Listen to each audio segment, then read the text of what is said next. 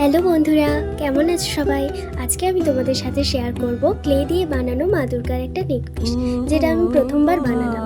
তো এটা বানানোর জন্য আমি এখানে ব্যবহার করেছি মডেল ক্লে, একটা হার্ডনার আর একটা রেজিন বেস নিয়ে দুটোকে ভালোভাবে মিক্সড করে নিয়ে আমি বেলে নিয়েছি।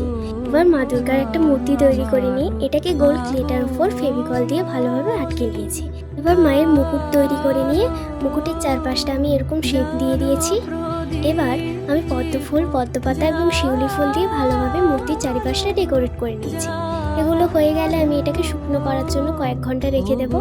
তো শুকনো হয়ে গেলে আমি কালার করে নেব। তো কালারের জন্য আমি এখানে ব্যবহার করেছি অ্যাক্রিলিক এবং ফেব্রিক কালার দুটোই। কালার করা হয়ে গেলে আমি এটাকে আবার শুকনো করার জন্য রেখে দেবো। শুকনো হয়ে গেলে এটা যাতে দীর্ঘস্থায়ী এবং ওয়াটারপ্রুফ হয় সেই জন্য আমি ভার্নিশ করে নেব। তো ভার্নিশের জন্য আমি এখানে ইউজ করেছি অ্যাক্রিলিক ডেকো ভার্নিশ গ্লস। এবার এটা ভার্নিশ করা হয়ে গেলে শুকনো হওয়ার জন্য কিছুক্ষণ রেখে দেব। এবার সুতো, কড়ি এবং কটন বল দিয়ে ভালোভাবে জুয়েলারিটাকে আমি রেডি করে নিয়েছি। তোমরা কমেন্ট করে জানিও সবাই কেমন লাগলো তোমাদের ভিডিওটা।